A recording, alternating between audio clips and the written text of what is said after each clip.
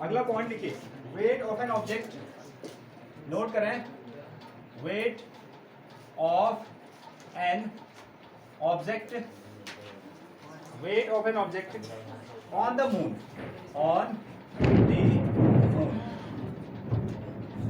Wait of an object on the moon. अगर हम moon पे जाएंगे तो किसी भी ऑब्जेक्ट का ना वेट कितना होगा, ये सिचुएशन आपको दी गई है। तो लास्ट टाइम में हमने पढ़ा था ना, तो वेट क्या होता है, एक्चुअली वेट जो है अर्थ पर किसी ऑब्जेक्ट का वेट कितना होगा।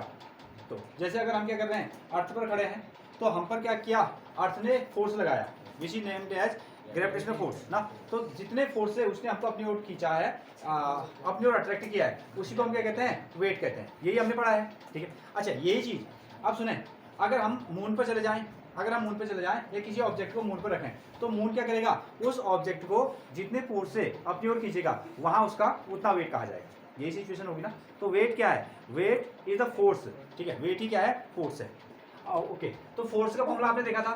फोर्स का फॉर्मूला क्या होता है, मास इनटू एक्सेलरेशन ना, mass into acceleration, mg।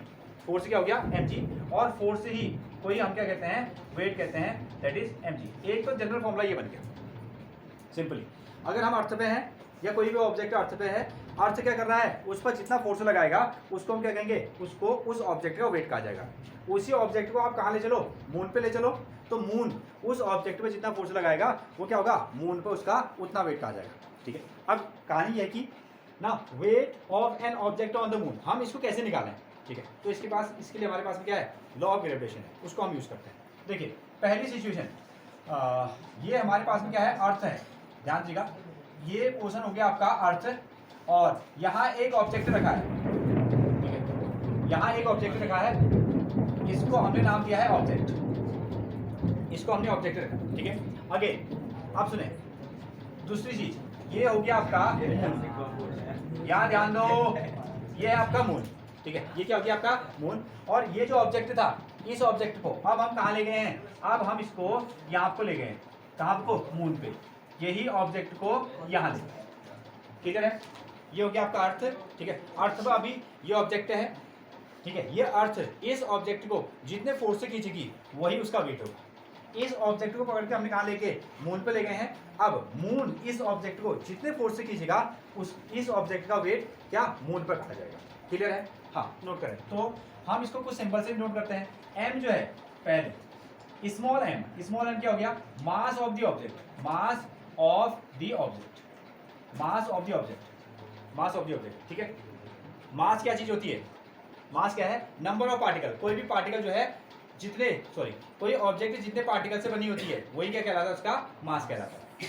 Again दूसरी चीज, कैपिटल एम ई, इसको लिखना कैपिटल एम ई, इसको हम कहेंगे mass of earth, mass of earth, ये अर्थ का मास कहा जाएगा। और इसको लिखना एम एम, नीचे ऐसे बेच रहा एम एम, इसको हम क्या कहेंगे, मास ऑफ मून, इसको कहा गया मास of moon, mass of moon.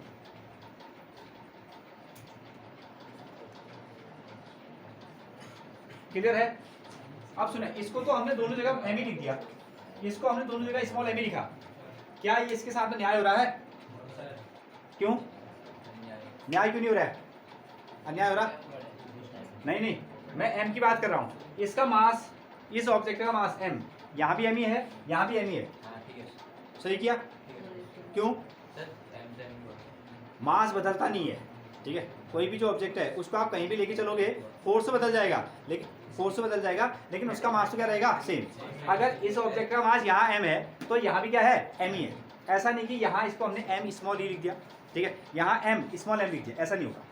क्यों, क्योंकि ऑब्जेक्ट का मास क्या होता है, वो कहीं भी चेंज नहीं होता है, ठीक है। उस पर अब यहाँ जी की वैल्यू अलग होती है, यहाँ जी की वैल्यू अलग है, तो इस पर लगाने वाला फोर्स अलग हो जाएगा, ठीक है। यहाँ जी की वैल्यू बदल जाती है तो इस पर लगने वाला फोर्स बदल जाएगा, मास के कारण नहीं, इसके कारण जी के कारण, जी के कारण। ओके क्लियर, ठीक है। ये ऑब्जेक्ट यहाँ भी रखा है, यहाँ भी रखा है, इसका मास सेम ही है, ठीक है। ये अर्थ का मास है एम ई, और एम एन किसका मास हो गया, आपका मून का मास है एम एन, ठीक है। हाँ, अब ऐसा करते ना, एक बार लॉ ऑफ ग्रेविटेशन यहाँ लगाते हैं, लॉ ऑफ ग्रेविटेशन। ओके, कुछ इस पर था, इसको हम रेडियस नाम दे देंगे, अर्थ का रेडियस, या जो भी होगा,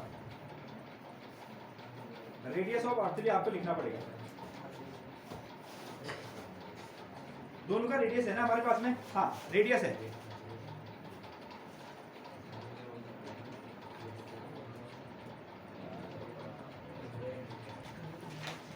हाँ देखें, अब हम इसमें लगाते हैं लॉ ऑफ ग्रेविटेशन।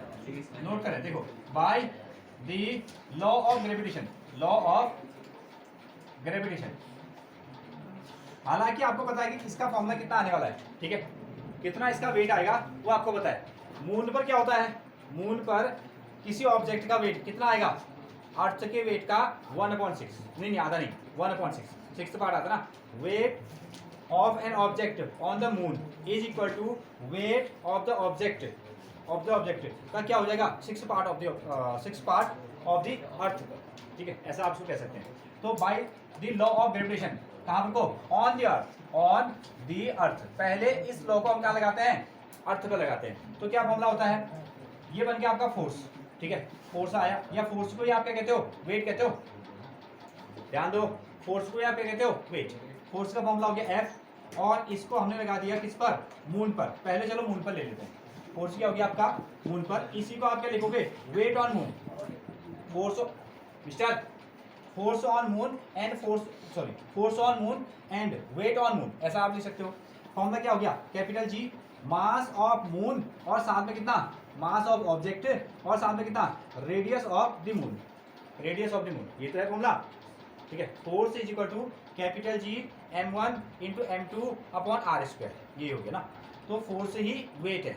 अब पहले हम कहाँ निकाल रहे हैं, मून पे निकाल रहे हैं, तो capital G mass of the moon into mass of the object and upon radius of moon, यहाँ आपको mm लिखना चाहिए, रेडियस ऑफ, क्लियर हुआ, ठीक है, यहाँ तक की कहानी। चलिए इस पर हम थोड़ा सा वैल्यू रखते हैं, ठीक है। वेट ऑन मून, जी को एज डी रखो, जी की वैल्यू रखने की जरूरत नहीं है, जी को सेम रखिए।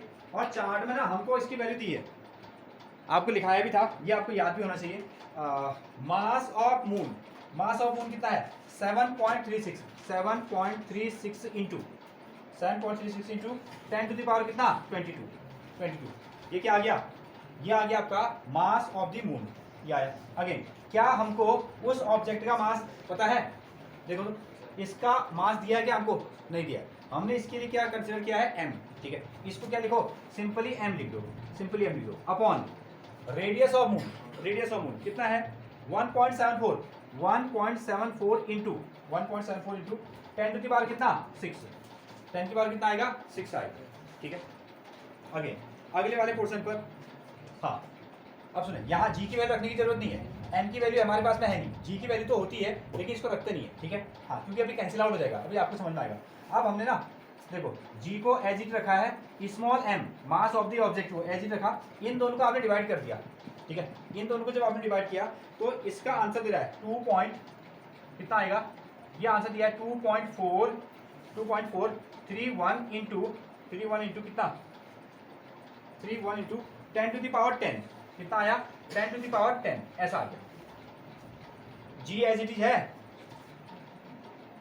ये कैपिटल G हो गया, ये स्मॉल m हो गया, capital G as it is, capital M as it is, और ये जो नंबर है आपने इसको इसके साथ में डिवाइड किया, ठीक है, 10 की पावर 22, और ये 6 से आपने इसको क्या कर दिया, अरे सॉरी मिस्टेक, यहाँ क्या होगा, रेडियस का स्क्वायर,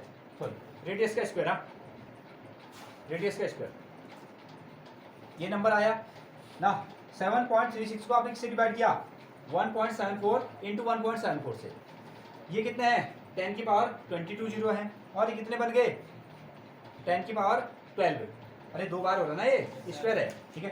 22 में से 12 माइनस करोगे तो कितना बचेगा, 10 बचेगा, और बाकी ये नंबर को डिवाइड करने के बाद में ये वैल्यू आ गई। आप इसको बैठ के फुर्सत से कर सकते हैं, ये कहानी है, हाँ ठीक है। तो इसको आपने लिया इक्वेशन नंबर फर्स्ट, ठीक है। ये कहाँ निकाला, वेट ऑन दी मून, ठीक है, उस ऑब्जेक्ट का मास कहाँ पर को, मून पर। पहले इतना काम करो, इतना काम कीजिए आप। चलिए नेक्स्ट में, अब सुने फिर से इस फॉर्मूले को, इसको ना आप अर्थ के लिए अप्लाई करो, यहाँ ध्यान दीजिएगा, अर्थ के लिए अप्लाई। अब देखें वेट ऑन द अर्थ किस पर हम निकाल रहे हैं, weight on the earth, formula क्या बनेगा, ये बनेगा आपका universal constant capital G, mass of the earth और मास ऑफ द ऑब्जेक्ट और रेडियस ऑफ द अर्थ इसका square, radius of the earth इसका स्क्वायर आपको करना है। चलिए वैल्यू पुट करते हैं, इसके हम वैल्यू पुट करते हैं। जी को एज इट इज रहने दो, कैपिटल जी की वैल्यू रखने की जरूरत नहीं है, और साथ में मास, हाँ, और स्मॉल एम की वैल्यू रखने की जरूरत भी नहीं है, वो हमारे पास में है भी नहीं, उसको हमने सिंपली क्या कर दिया, एम कंसिडर कर दिया ना, इसको सिंपली एम कंसिडर किया है। ये हो गया आपका कैपिटल जी को एज इट रखो। मास ऑफ द अर्थ कितना है, दैट इज 5.98 इंटू कितना आएगा 10 to the power 24 into small M upon radius of the earth कितना लोगे, रेडियस ऑफ द अर्थ 6.4 लेना, 6.4 इंटू 10 की पावर कितना 6 लोगे। इसका करना है आपको स्क्वायर, इसका आपको स्क्वायर करना है, ठीक है। 6.4 राउंड अप करके 6.4 इंटू 10 की पावर 6।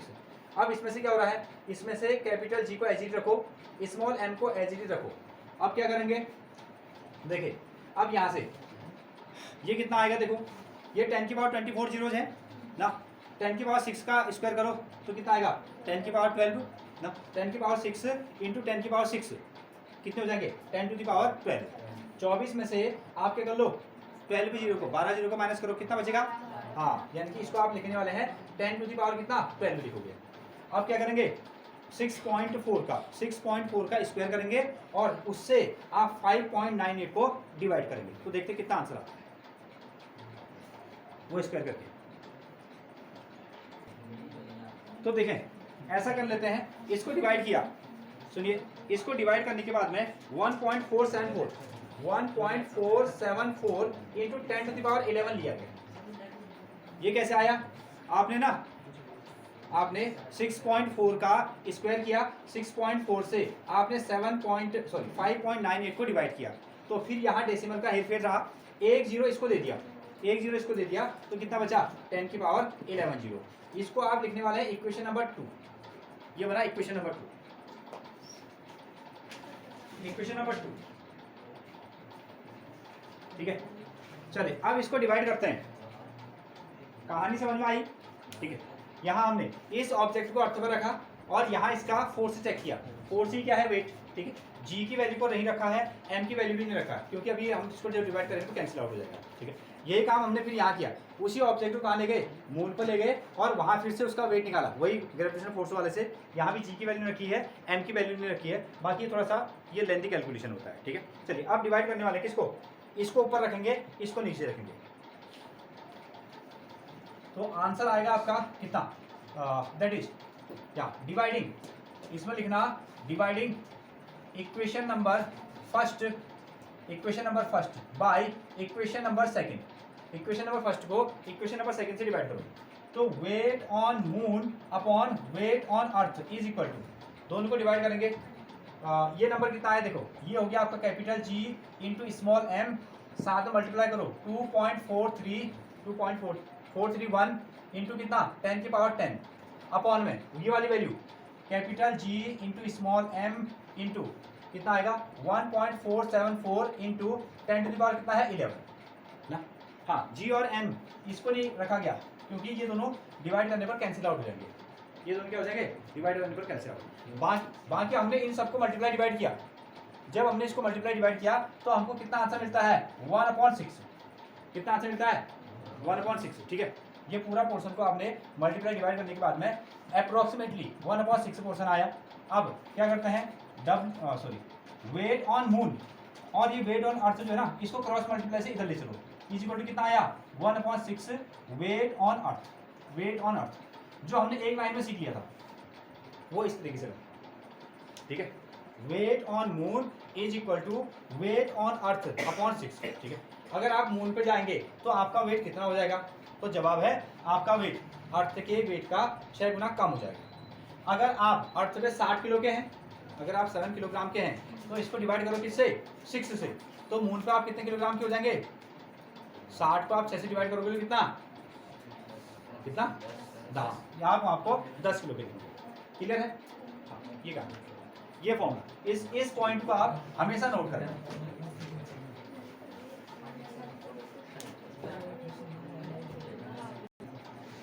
ये एग्जांपल है आपका 9.4। मास ऑफ एन ऑब्जेक्ट इज कितना 10 किलोग्राम। एक ऑब्जेक्ट है उसका मास है 10 kilogram. What is its weight, ठीक है, what is its weight on the earth surface. Earth surface पर ना इसका वेट कितना होगा, ऐसा आपसे क्वेश्चन पूछा है। मास of an object is 10 kilogram.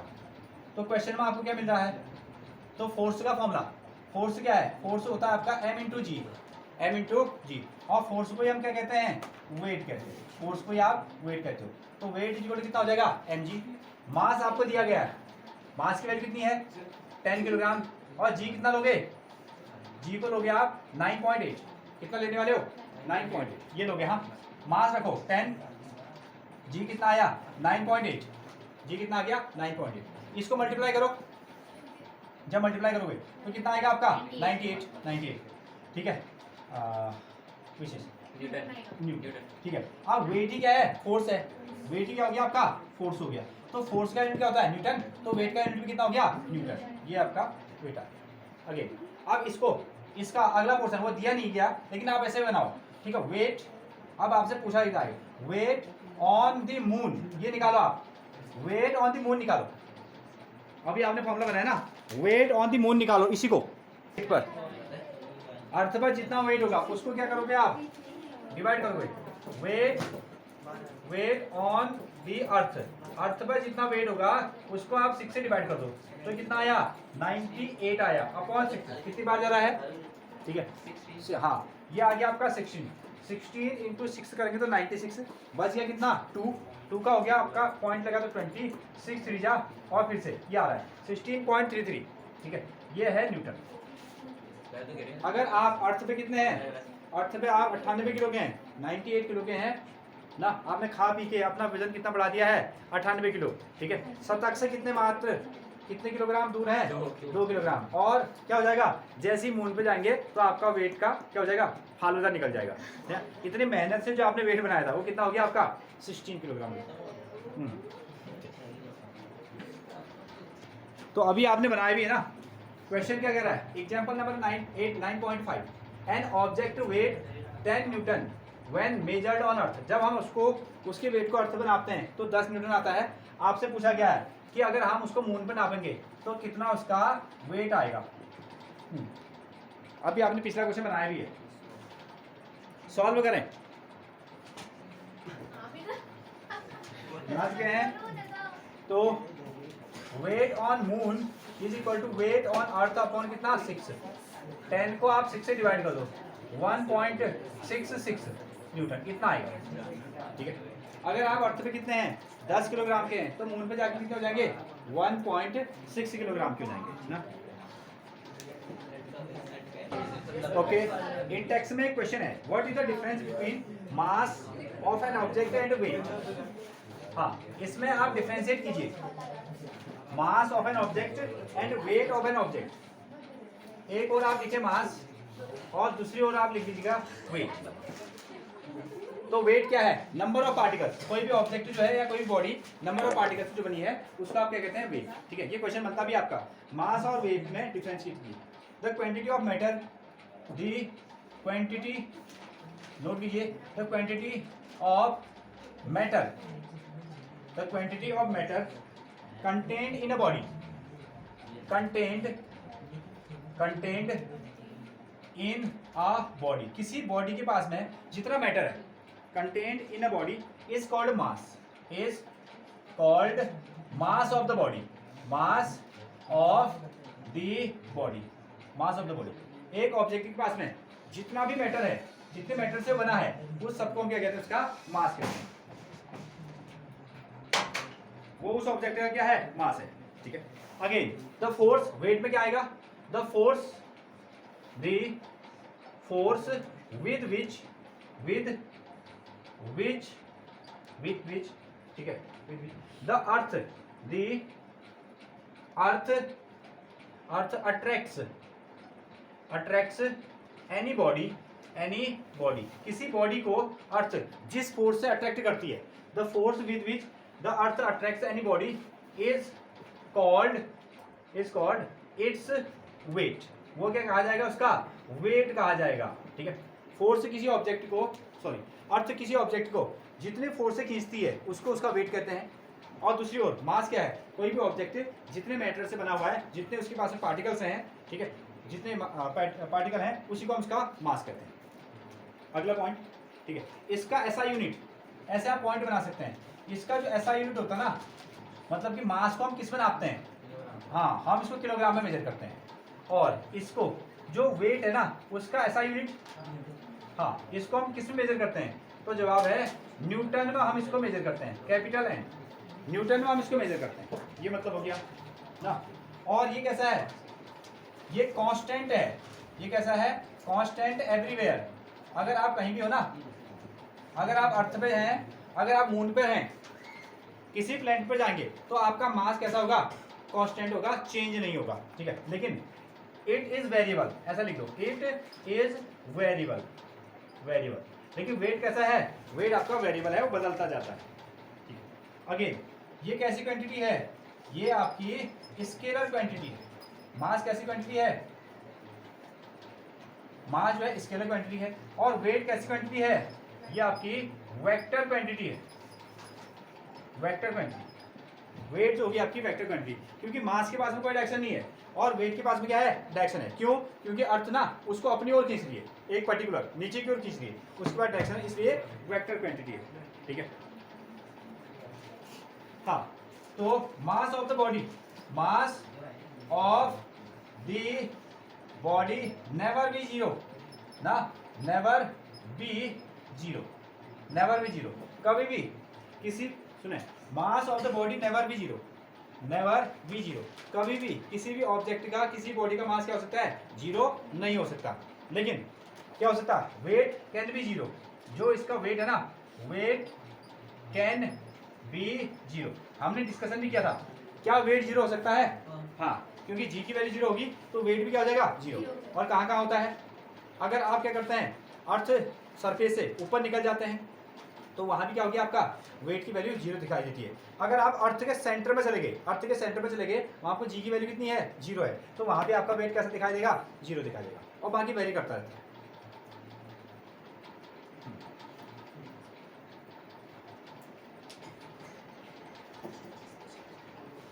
हाँ ये पॉइंट कुछ बने आपके, ये डिफरेंशिएट के फॉर्मेट में,